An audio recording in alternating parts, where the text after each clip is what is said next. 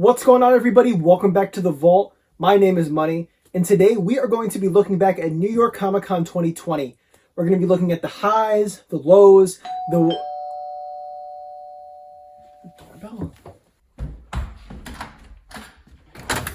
Hi, I'm delivering here. No, I definitely didn't order pizza. Aren't you the guy who collects Pokemon TCG because it's trending? But listen, man, I really don't have time for this. I'm sorry. I'm in the middle of filming a video about Funko Pops, and I wish you the best of luck with finding the right address. What's a Funko Pop? Oh, it's a little collectible, about 6 inches tall in a cardboard box. It's pretty cool. I don't know, man. Just take your pizzas. It's like a little bobblehead, but without the bobble. Bobble? Like a spring, a figure. Yeah. Okay, do you know what amiibo are? Whoa, guy. We don't use that language where I come from, okay? Yeah, that makes sense. No one really knows what those are anymore, right? I mean, I guess I have a few minutes if you want to come inside and take a look at what I'm talking about. So this is a Funko Pop collection. Huh. What do you think? Be honest with me, you got something. Yeah. Are you a virgin? No, I'm not a virgin. You can see why I'm skeptical, though. Wait a minute. Are you even supposed to eat the pizza that you're delivering to people anyway? Why don't I just try and explain it to you? New York Comic Con 2020 was the second big Comic Con of the year that was heavily hurt by the coronavirus. Emerald City was arguably the least affected this year, as although the physical con was the first of the year to get canceled, the catalog was still on par with the usual amount of exclusives that Funko brings. This was likely due to the fact that those exclusives probably went into production in late 2019 when the pandemic wasn't as widely spread. San Diego Comic-Con 2020 was the next big Comic-Con affected by the virus, as not only was the physical con canceled, but the usual amount of exclusives was nearly cut in half. This was likely due to the pandemic, because Funko could not provide the same amount of exclusives it usually did with such limited resources because of everything getting shut down in late March. There was a leaked list of potential exclusives, and nearly half of them ended up showing up for San Diego, such as Wallace Wells from Scott Pilgrim and Recyclops Dwight.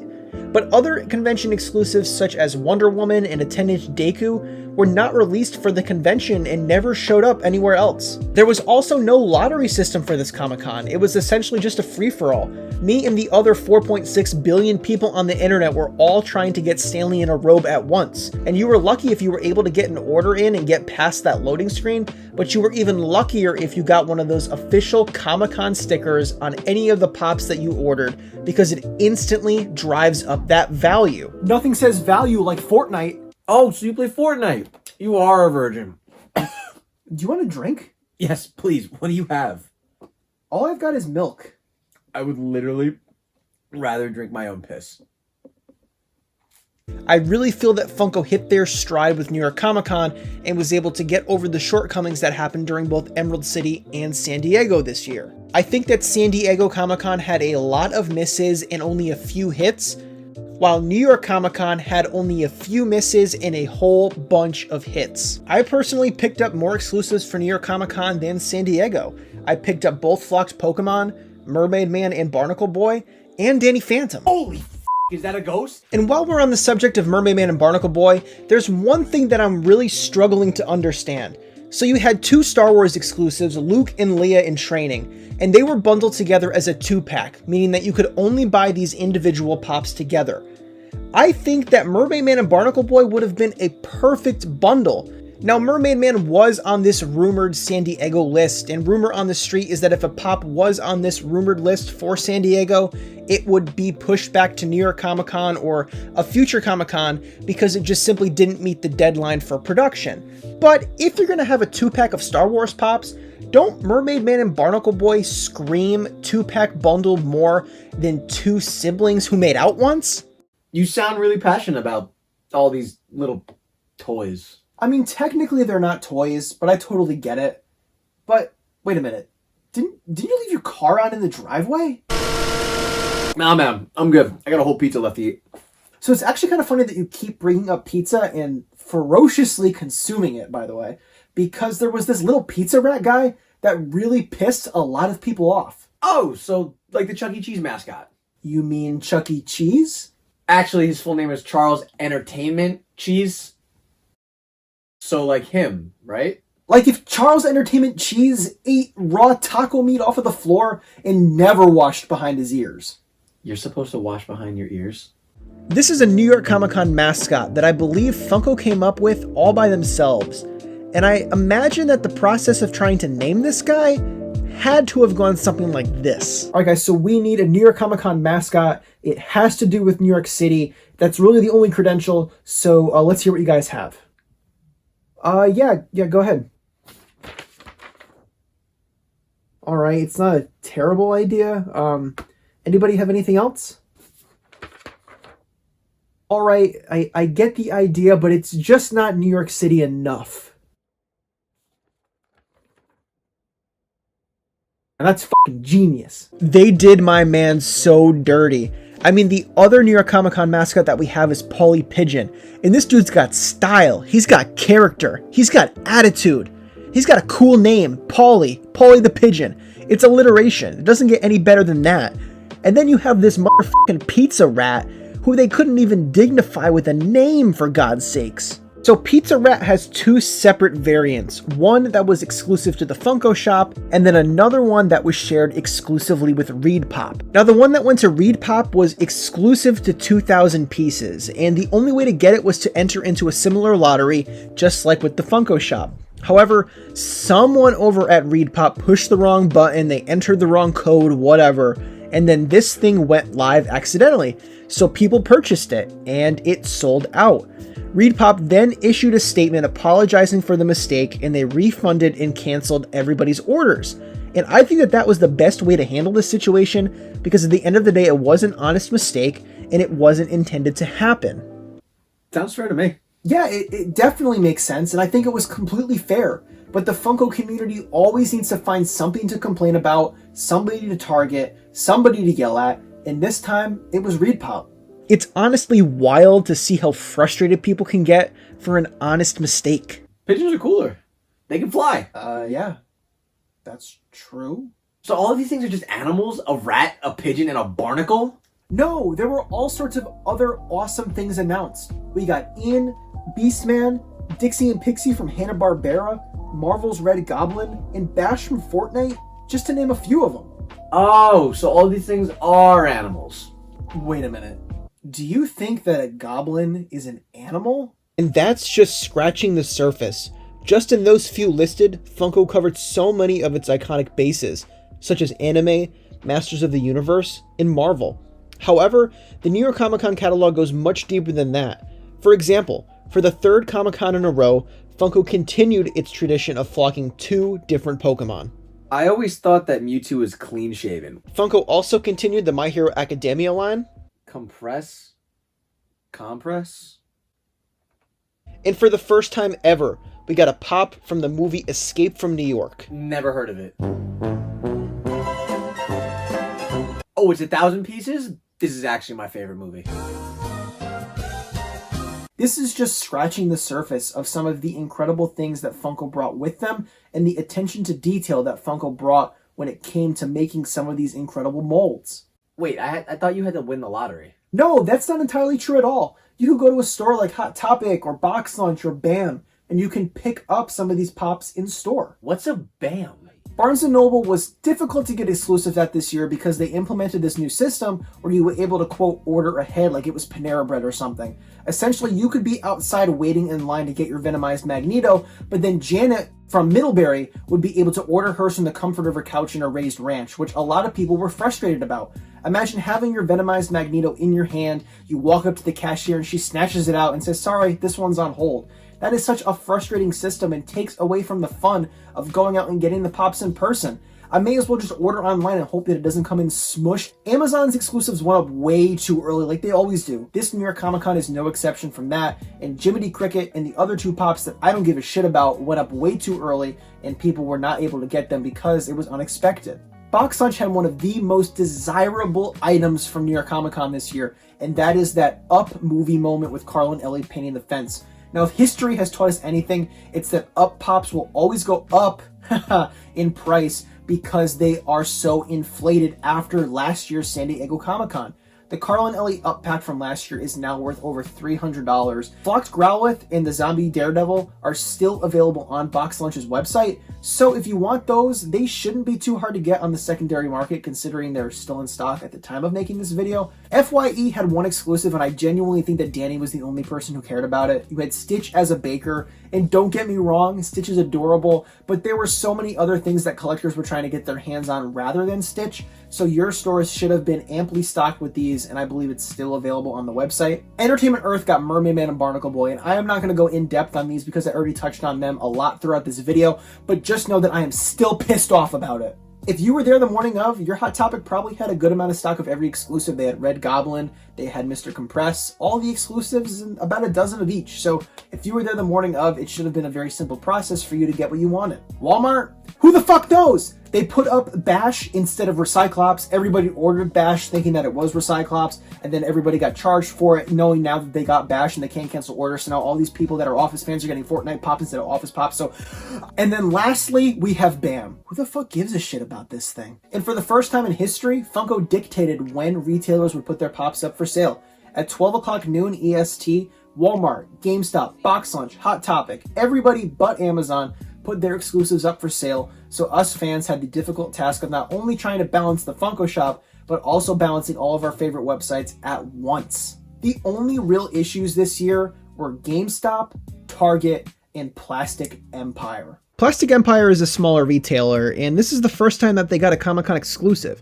They got a 3,000 piece Marty Mcfly from Back to the Future. He's green and he glows in the dark, and it sold out instantly. Within seconds, this thing was out of stock. You know what else is green and glows in the dark? My shit from exclusively Eating Pizza. But Plastic Empire came through on canceling bot orders. They put up this fake listing on their website that in the description said, "Please do not buy this, you will not actually get anything." And any bots who purchased this, they went ahead and they canceled any and all orders associated with that email. Overall, I think that Plastic Empire handled this incredibly. Canceling bot orders is an incredible thing for a company to do, and although this still is inaccessible for a lot of people to get, it still is awesome to see a smaller company fighting against bots and giving the pops to actual collectors. Target is another retailer that had some issues with its exclusives. The week prior, they had this event called TargetCon, where they launched all sorts of different exclusives, and that was just a week before New York Comic Con. However, some Targets put out their New York Comic Con exclusives too early, and people were actually able to cheat the system and buy them, even though they really shouldn't have been able to. The last retailer that had some issues with their exclusives was GameStop, and it's not a matter of them selling out or them going out too early, they just simply didn't get them in. The Werewolf Bart from Treehouse of Horrors and the Glow Beetlejuice never showed up in stores or online, so collectors still, at the time of making this video, do not have these pops in hand. Oh, a werewolf and a beetle. So everything that was released is just an animal. You know that Beetlejuice isn't a beetle, right? And I need you to let me know that werewolves aren't real. I once saw one when I went camping in New Hampshire. You actually saw a werewolf? No, a beetle. And while we're on the subject of talking about things that aren't real, we may as well talk about Toy Tokyo's ability to launch a set of exclusives. Toy Tokyo is notorious for always giving collectors issues. Their site either never works, or they always put their exclusives up in bundles where you can't just buy the one that you want, and this time their website just didn't work.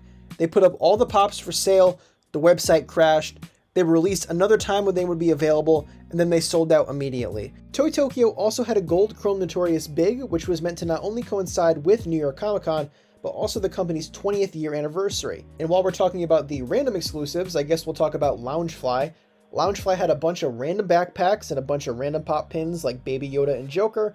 They were also given a 4,000 piece glitter Hello Kitty, which was not originally revealed to be a limited piece. And then when the first round of lottery winners went into the Funko shop, there was this random 1,000 piece Artist Series Boba Fett, but you could only buy it in conjunction with an $80 Loungefly backpack. So you were paying 20 bucks for the pop, but you had to pay $80 for the backpack. And this backpack is so freaking thin, you could probably only fit like 2 or 3 pieces of spaghetti in it, max. Did someone say spaghetti?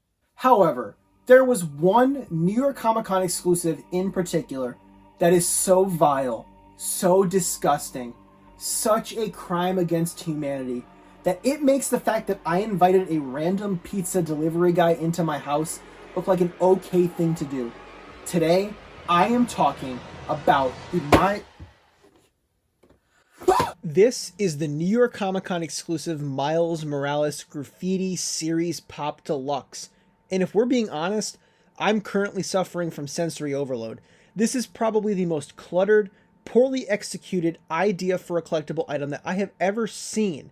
I believe that this is Funko's way of competing with janky and those type of collectibles, but God, this is just so ugly. I've seen my fair share of spaghetti, and that's not spaghetti. Like, what is this supposed to say? The fronts and the backs look fine, but along the sides it's all stretched out and contorted. And why does it have to be so cluttered? Like, I understand what they're doing. New York-based superheroes. Graffiti happens in New York. This is New York Comic Con. But if they keep looking this distorted, this stretched out, and in front of this what looks like a giant pile of poop, there is nothing that is going to make me want to get this series. So I don't understand this. I think it's completely ugly. I think this is the worst item for the Comic Con, and I really just don't get it. Yeah, no, that doesn't look good. But why would you buy something if you hate it? Like I said, I was going to film a retrospective video where I sat down and looked at all these different factors and all these different things, and it felt like a disservice to my opinion to not experience it firsthand. And that includes picking up what I personally think was the worst pop from this Comic Con. I don't know. I think the real crime is people complaining about that they can't get what they want, but can still drive down to GameStop and get the same ugly shit. At the end of the day, winning the lottery doesn't mean you still can't go and pick up that ugly-ass Miles Morales. When Funko first announced the lottery, I was frustrated because I thought that I would rather sit in a line for 3 hours with a very slim chance of getting what I wanted than never get the opportunity at all. But now that I've lived through it and it's come and gone, I really, truly do think that this lottery system is the best case scenario for all Funko collectors. Now, a few days in advance, I know that I need to make proper arrangements to go out the day of, the day after, and pick up the pops that I want, or monitor the online websites to make sure that I get the pops that I'm after. Rather than what I thought was great, rather than sitting with everybody else on the planet, trying to get Stanley in the robe, trying to get Flocked Mewtwo, and then inevitably failing and then being frustrated because I waited for so long for nothing.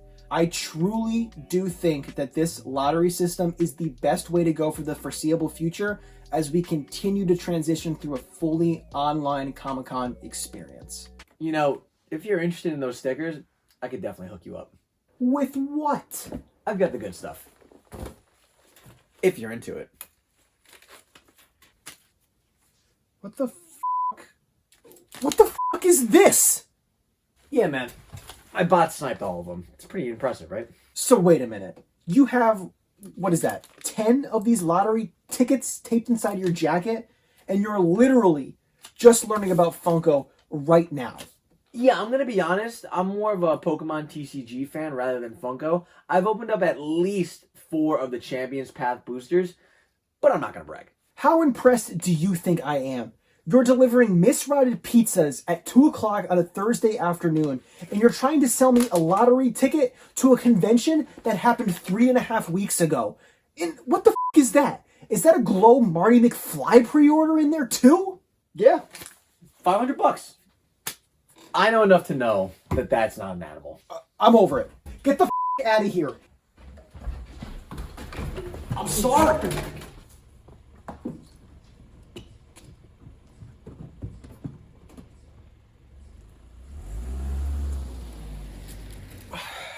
God, I don't even remember where I was. What's up, guys? Welcome back to the vault. Today You have got to be kidding me. What? It's $10.63 for the pizza. Fine, it'll go on your tab then. What's going on, everybody? I hope you enjoyed this retrospective video essay on New York Comic Con 2020. If you guys did enjoy this video and want to see other ones just like it, make sure you leave a like on this video down below. And don't forget to let me know down below in the comments what your favorite New York Comic Con 2020 exclusive was. For me, it's got to be Danny Phantom, but I want to hear from you guys down below in the comments. Thank you guys so much for making it to the end here. I hope you guys enjoyed this video, and I will absolutely be seeing you guys soon.